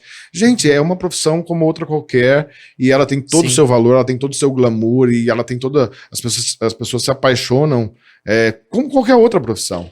Né? Então, as pessoas que às vezes têm esse preconceito, principalmente jovem, né, homem hoje com 14, 15 anos, se falar pro pai que quer fazer bolo, que quer fazer gastronomia, né, ela não vai receber um não mais, né? Não, você vai fazer outra coisa, porque isso né, isso não dá dinheiro ou isso não vai para frente. É o oposto, né? Se a pessoa ela é apaixonada pelo que ela faz, se ela tem essas referências, né, hoje na profissão, ela consegue também ter sucesso e conseguir alcançar seus objetivos, né? Então foi isso, assim, é tudo muito atropelado na minha vida, sem parar para pensar. Sem parar, né? Na real. Sem parar, porque, assim, você... além de tudo, a minha produção nunca parou, né? Porque tem muita gente que vai pro reality e muda um pouco a sua caminhada, né? Ela vai para essa coisa do influencer, ou vai ser só professor. E eu sempre falo durante as minhas aulas que existe o professor da técnica e existe o professor da produção, porque tem coisas que na técnica funciona, mas você colocar em prática durante o seu dia a dia é completamente diferente. Então é muito importante as pessoas elas terem essa vivência na confeitaria na raça mesmo. Sim. Né? Porque aí você vai ver se é uma coisa que é para você ou não, né? Então essa experiência inicial, assim, tentar pelo menos um mês que seja, ou fazer um bolo em casa, ver se você gosta, né? E a outra, fazer bolo, fazer sempre e mandar pra família, fazer bolo de graça, fazer, não de graça para cliente, mas faz pro sobrinho, faz pra saber se é bom, né? Isso. Se o pessoal gosta, se agrada a todo mundo. E sempre vai ter alguma coisa que vai dar errado, até hoje comigo, né? Várias receitas dão erradas, né? Às vezes o cliente não tá 100% satisfeito, você precisa sempre alinhar, né, com o cliente para que não frustre a expectativa dele. Então são 1000 coisas, porque a gente tá lidando com um sonho. Sim. Puxando esse gancho, eu queria saber qual que foi o sabor mais inusitado que você já fez, assim, que algum cliente pediu, tipo, vou misturar manga com goiaba, sei lá, até que isso é normal, né? Isso é normal, isso eu adoro, vai ficar bom, mas... vai ficar bom. Olha, tem várias histórias. Por exemplo, eu e Wagner, a gente gosta muito de criar coisas diferentes, coisas exóticas e fora do comum, e algumas coisas a gente acerta, outras não, mas antes do cliente pedir, a gente vai lá testar. Uma vez a gente quis fazer um doce, né, inspirado em sushis e tudo mais. Legal. Então a gente fez vários rolinhos lá de doces com abacaxi, doces com manga, várias frutas, a gente usou coco para fazer a parte do arroz, não sei o quê, e a gente usou alga. Só que a alga tem gosto de peixe. Ai!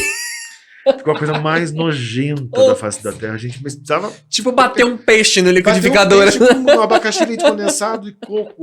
Virou um poke. Não, é horrível, horrível. É porque, sei lá, o poke com a alga ali e a manga, tá tudo bem. Tudo bem, mas é que você não pensa que você vai comer um doce. Ficou com gosto de peixe. Com gosto de peixe, meu Deus do céu. Agora, outras coisas, assim, a gente tem até no cardápio umas coisas que são bem legais. Tem uma trufa de manjericão, que é muito boa. Deve que é ficar chocolate bom. Eu branco. acho que manjericão combina com doce. Ele tem um perfume delicioso e com chocolate branco e o chocolate meio amargo por fora. Então, é um que casou bem. Outro exótico que a gente criou, que a gente testou, mas não deu certo, foi um de fung sec com chocolate amargo. Fung sec. Fung é um cogumelo, né? É um cogumelo desidratado, bem forte, né? Que as pessoas usam para fazer molho de carne ou de macarrão e tudo mais. Também, isso foi lá uns 15 anos atrás, né? Aquela coisa louca. Outro que foi recente, mas que eu amei, que foi um desafio para uma festa de uma cidade que eu não me lembro, que foi a festa era a festa do tomate. Então a gente queria criar uma sobremesa, um doce. Com tomate. Aí a gente fez com tomate. Tomate é uma fruta. Se você fizer uma geleia de tomate, é gostoso. Mas a gente queria usar mais. Então a gente queria usar macarrão, tomate, manjericão. Fica coisa com macarrão doce. Aí uma macarronada. Um brigadeiro de tomate com manjericão e a gente passou na aletria, que é um macarrãozinho fino que as pessoas usam em sobremesa, em doce árabe, né? Que é aquele macarrãozinho, conheço. Ficou incrível. Imagino. Incrível. Assim, é surreal porque você morde, parece que você tá comendo... Você lembra do macarronada clássica de manjericão, mas é tudo docinho, tudo gostosinho, com crocantezinho. Então, legal. Foi legal. Às vezes dá certo, às vezes não dá. Então, mas lógico, eu acho que esse é o segredo. É testar.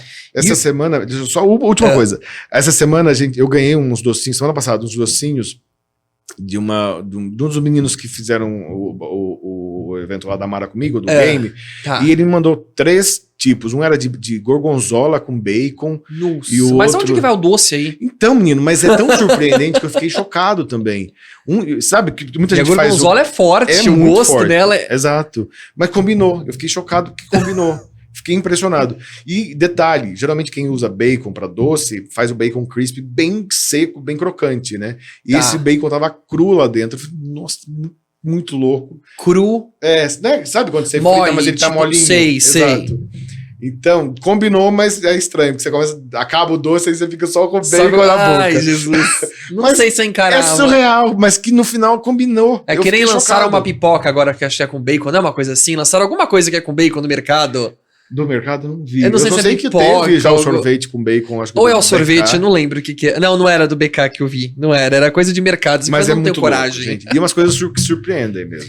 E o bolo mais inusitado que já te pediram? Coisa mais estranha que você fez, mais engraçada ou mais diferente? As estranhas, em termos de decoração, são geralmente os eróticos são muito estranhos. Os eróticos, eu já escutei umas histórias boas aqui. Os heróis, eles acabam sendo comuns, assim, a gente só não consegue postar. Mas teve um que eu achei engraçado, que além de ser erótico, né, era um bolo de casamento para uma família. Um bolo de casamento erótico? Só que aí com a família toda em casa, ia ser uma festa, um mini wedding.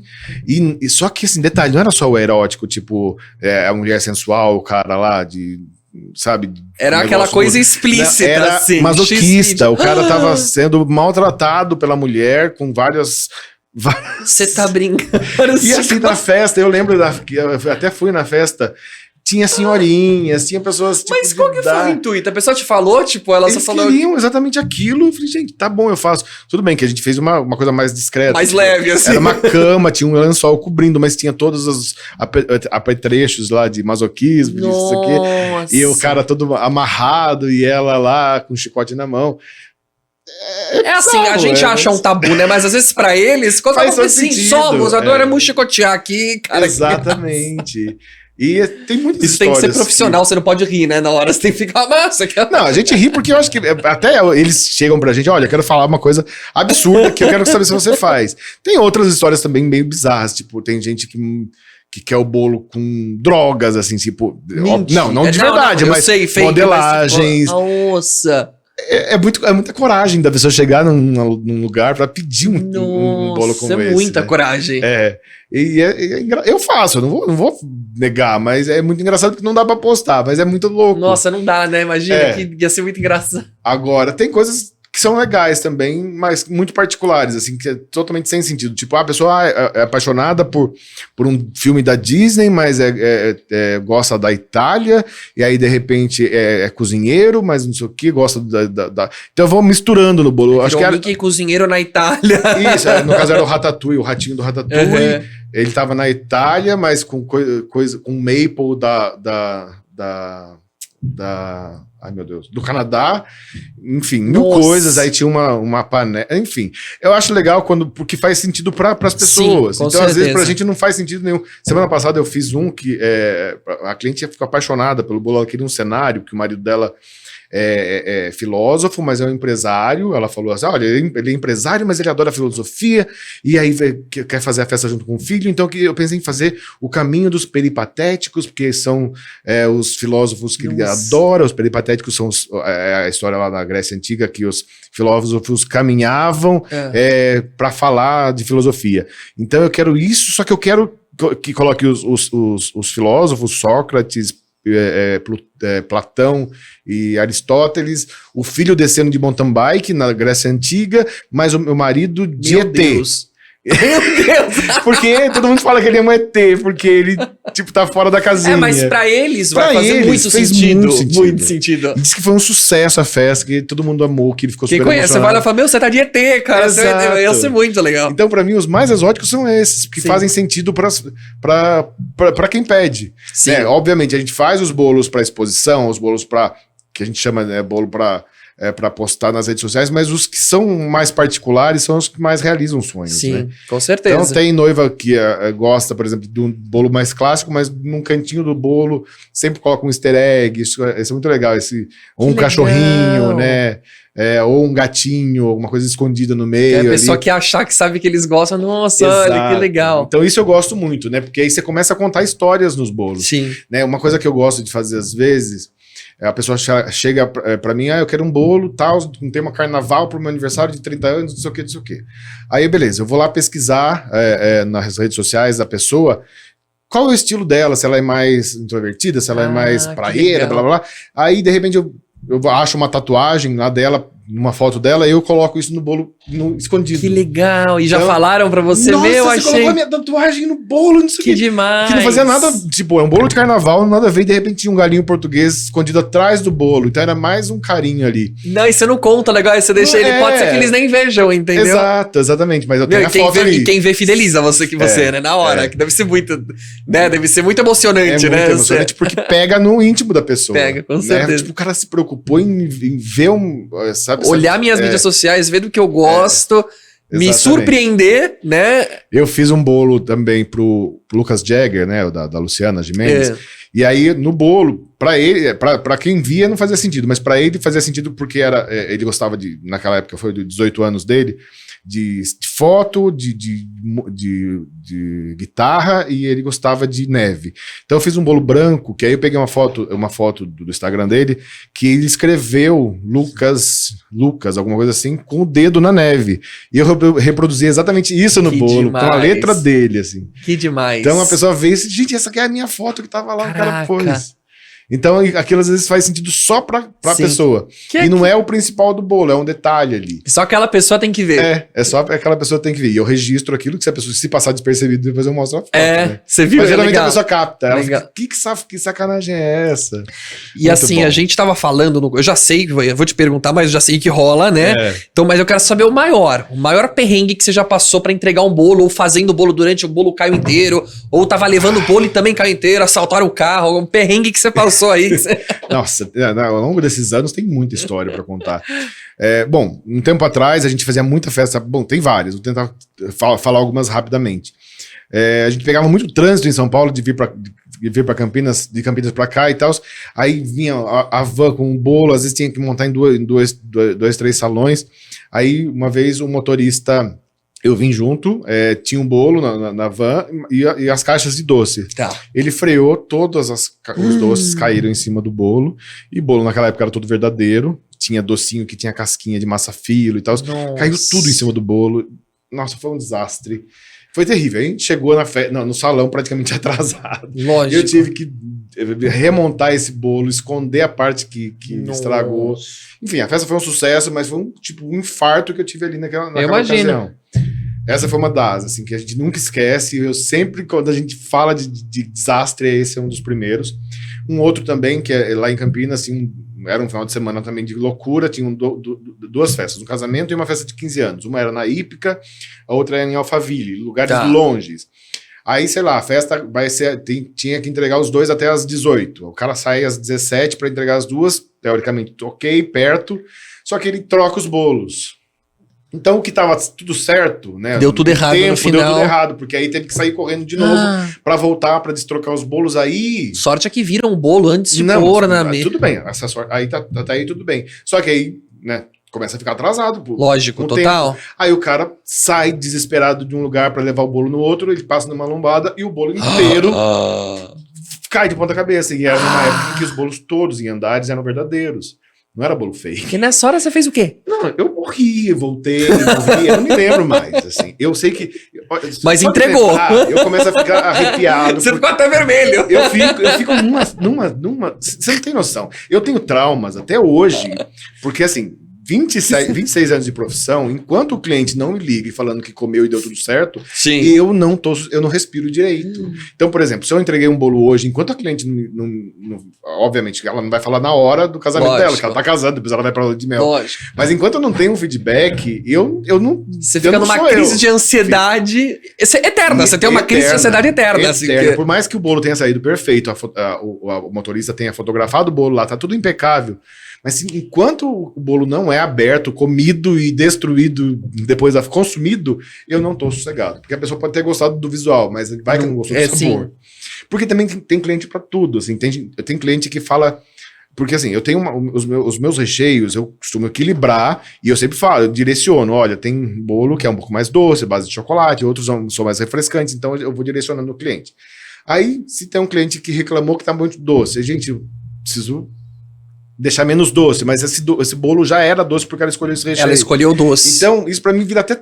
Eu sei que não é culpa minha. E vai brigar com o cliente. Fala, meu senhor, você escolheu o bolo doce. O bolo mais doce. Eu te avisei. Exato. Você não pode falar isso. Exato. Aí, por exemplo, aí teve uma outra que não gostava de bolo doce, aí eu sugeri um mais suave, que era o Red Velvet, que é o mais suave de todos. É meu amo. Sabor preferido. Você sabe que é muito leve, é um bolo que não e ele é amarguinho, ele tem a base do queijo, assim. Tem o salgadinho do queijo, ele é muito suave. Eu adoro esse bolo. E aí a mulher, nossa, mas o bolo tava muito leve, não sei o quê. Eu queria um bolo mais doce. Eu falei, mas amiga... Você tem que começar a gravar a entrevista com o cliente. Então, nunca... Eu tenho que ter essa consciência que nunca ninguém vai estar 100% satisfeito. O ser humano Deus, é assim. 90% dos meus clientes amam, né, e voltam. Mas sempre tem aquele. Mas sempre tem um. Então, eu tenho esse trauma até hoje, principalmente por essas ocasiões. Então, quando um bolo sai, enquanto ele não chega no destino, eu fico ali... desesperado. Eu sou uma pessoa ansiosa, eu não ia... Extremamente. Eu me torno uma pessoa chata, né? Enquanto eu não tenho todas as informações na minha mão, eu não me sossego. Então, por exemplo, toda semana, depois que eu entrego todas as festas, enquanto eu não vou recebendo os feedbacks, né? E assim, uma outra coisa que eu não gosto é de eu entregar o bolo pro cliente. Eu não gosto de... Eu não sei, eu fico tenso. Você não quer ver, tipo, a primeira impressão? Não. Tipo, se a pessoa olhou com uma cara, tipo, se ela só falou obrigado e nem olhou pro bolo direito, aí eu já vou ficar depressivo, aquela coisa. Então eu não gosto de entregar bolo, não gosto de ver a primeira reação.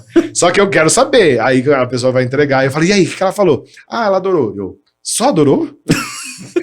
Não vai mandar uma mensagem não falando mais nada, mas falou exatamente qual foi a entonação da Ai, que ela, aí às vezes é por mensagem, né? E aí a pessoa, né, deu feedback e tal, não sei o quê. Ah, ela falou que deu tudo certo, que gostou. Mas só gostou? Não. Eu quero, sabe? Pô, é o artista por isso pedindo... que você tem que ir lá ver. Pois é complexo isso. É o artista querendo o aplauso do público. Lógico, então, total. É isso. É então, o que move, né, a pessoa, o artista. Move, exatamente. E ao mesmo tempo eu tenho essa vergonha de entregar. Então, e se a pessoa começa a elogiar demais, você me não, imagina que tem um defeito, sabe? Aquela coisa, você nunca tá satisfeito com que o feedback que você recebe e tudo mais, e sempre acha que tem algo a melhorar. E eu acho que isso também que move também a gente a fazer cada vez melhor e nunca estagnar sempre, né? Mas voltando aos desastres, eu acho que outros... Os piores são esses aqui, os que mais marcaram você, né? Exatamente. Não, teve uma que foi muito engraçada, que isso foi lá atrás, do começo, foi até maldade, eu achei, porque foi meu sócio, ele fez um sapatinho da Cinderela, só que aí ele ficou meio feio, assim, ele não queria entregar e não dava para tempo de fazer outro. Isso lá, muito, tipo, lá em 2000, éramos jovens. Uhum. Aí ele chega na porta da festa, ele pega e joga o sapatinho no chão pra quebrar e pra falar, nossa, você tá brincando. Quebrou. Tipo, pra dizer que não ia dar tempo de fazer outro. Maldade, aí, gente, mas... Mas aí o cliente... Aí a cliente, imagina, mas tá tão bonito tudo aqui, não sei o quê. Vai ser o sapato, velho. Vai ser o sapato. Teve uma bosta, se saiu bem. Ele foi muito safo ali, foi muito safo. Mas, gente, é cada história, cada loucura. Imagino. E assim, é legal que quando a gente junta também com outros confeiteiros pra conversar, a gente acha que é só com a gente que acontece, mas é com todo mundo. E todo mundo tem uma história muito doida. Quando eu pergunto aqui pra um confeiteiro, cara, eu já pego a pipoquinha que eu sei que vai vir coisa boa. E que bom que é com todo mundo, porque, gente, acontece. Eu não lembro direito do que eu fiz. Você conhece o Felipe Oliveira? Foi maravilhoso, da mesma época que eu também. O Felipe é um pouco mais jovem que eu, mas a gente deslanchou junto, praticamente. Eu posso estar errado, mas se eu não me engano também, ele foi entregar um bolo, ele ficou preso num trânsito absurdo, porque acho que tinha um homem-bomba num carro. Alguma coisa assim. Ele falando, eu falei, como que você liga pra cliente e fala, eu vou atrasar porque tem um homem-bomba na gente, estrada. É uma desculpa muito farrapada, não tem como. Exatamente. Meu Deus do céu. Agora o papo vai ficar sério. Meu Deus, eu acho que... Nós vamos para o bate-volta sem frescura. Musiquinha, tem que pôr a musiquinha tensa lá quando a gente colocar no Instagram, tá? Que eu vou colocar esse corte. Então nós temos 13 palavras, tá? Deixa eu até comer um amendoim pra ver se a gente fica menos tenso. São 13 palavras que eu vou te falar a palavra, você vai me rebater com o que vem na tua mente. Uhum. Eu não posso me estender, perguntar o porquê, eu não tenho que fazer isso. É um vai e volta, por mais que eu tente, toda vez eu falo isso, eu me seguro, às vezes não consigo, mas eu vou tentar. Tipo Marília Gabriela. Sim. Então vamos começar o bate-volta sem frescura, tá? Vamos lá. Uma qualidade. Meu Deus do céu. Eu acho que... Eu acho que ser sonhador pra mim é uma qualidade, porque eu sempre tô ali na fantasia, né? Tá. Então, pra minha profissão isso é sonhador. É válido. E um defeito? Eu sou muito distraído. Eu sou muito... Então, eu passou uma borboleta, eu já tinha visto o que eu tava fazendo. Então, isso me prejudica demais. Demais. Não posso me estender. Mas vou me estender. Né? Não tem como, porque é uma pauta. E o pior é que me identifiquei com isso, cara. Eu sou muito distraído. Uma vez eu tava dirigindo e eu olhei pro lado, que eu vi, achei o sol maravilhoso. Eu, olha, se não tivesse alguém do meu lado, eu bati o carro. O carro começou a vir pra lá, olha já que bonito que tá. Caralho. Por isso que eu não dirijo até hoje. Eu não tenho carro, eu não sei dirigir, eu não tenho carta. Porque eu tenho certeza absoluta que se eu fosse dirigir, eu ia morrer, eu ia matar alguém, Pior que eu tenho que controlar isso muito, porque eu sou muito distraído. Eu sou total. Às vezes eu tô no farol, o farol tá verde, eu esqueço que o farol abriu, a pessoa me buzina, eu sou muito distraído. Se me tirar do foco, às vezes eu fico no farol porque eu tô cantando a música da rádio. Eu fico lá, fechei o olho, eu tô cantando, na hora que eu escutei a buzinada, epa, vamos. Eu tô aqui, né? Eu esqueci, achei que eu tava em casa. Isso. Trauma ou um momento que você queira esquecer? Eu acho que momento que eu queira esquecer eu não tenho. Eu acho que eu esqueço as coisas naturalmente. eu queria lembrar de muita coisa que às vezes eu me pego pensando, gente, até ontem eu tava perguntando o que aconteceu depois de tal dia, porque não me lembro. Mas trauma, eu acho que o trauma são esses de algumas coisas que deram errado na profissão e aí que me causou esse trauma de ter essa ansiedade em querer o feedback. Então é dentro do meu trabalho, assim, porque do resto... A parte profissional, esse é o seu trauma. É. E um lugar onde você queira voltar? Pra Paris. Voltar urgente, faz muito tempo que delícia. Que eu fui, vira e mexe, eu fico revivendo. Nossa, maravilhoso. Fuchon, ir pra Montmartre ali, pra aquela região toda dos cafés. Sim. Enfim, é um lugar que eu falo que eu preciso voltar urgente. E combina com confeiteiro, né? Tem tudo a ver com a profissão, com o clima, com... Enfim, né, eu amo. E uma palavra? Ai, uma palavra...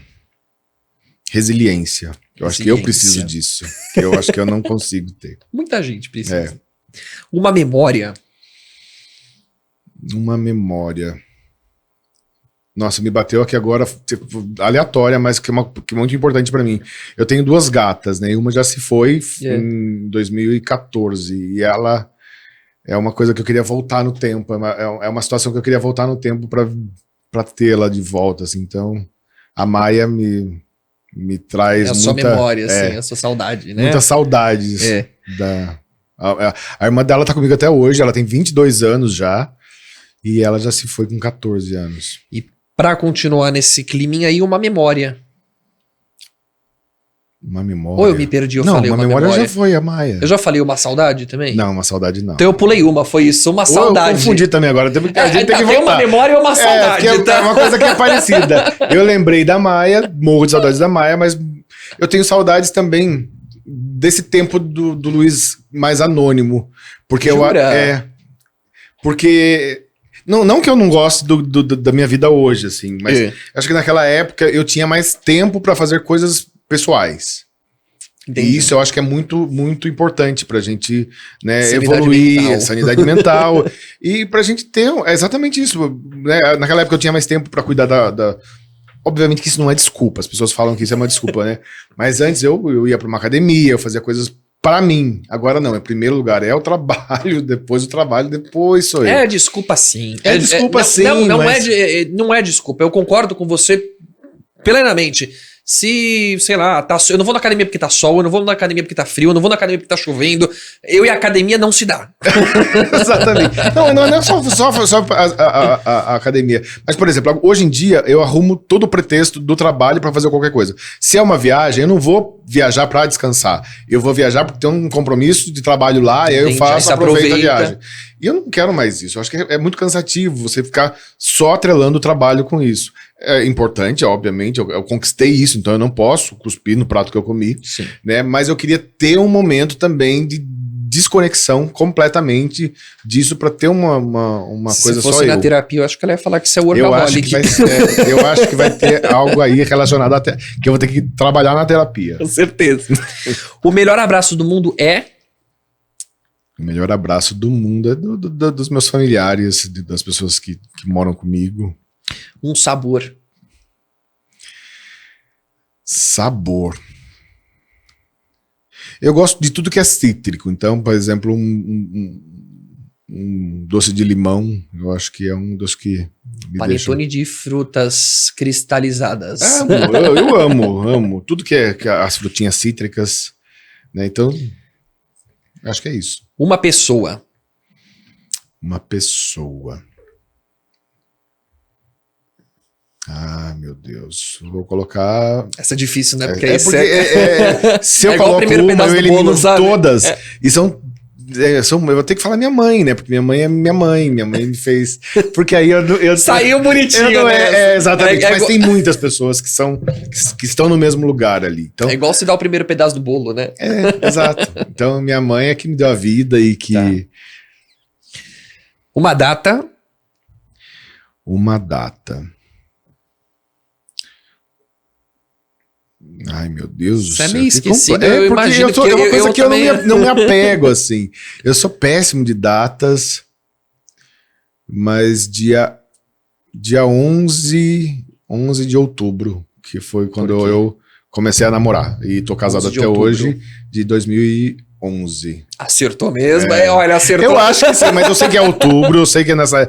Se não foi dia 11, é dia 21, mas são só 10, uma lacuna de 10 dias, mas tá ali no meio. Mas nessa época, é uma época em que tudo mudou na minha vida, porque antes dessa época, eu me desvalorizava muito, assim, sabe? Eu me colocava muito em segundo lugar e eu me colocava muito como uma pessoa frustrada. Não na profissão, a profissão não tem nada a ver, mas na vida.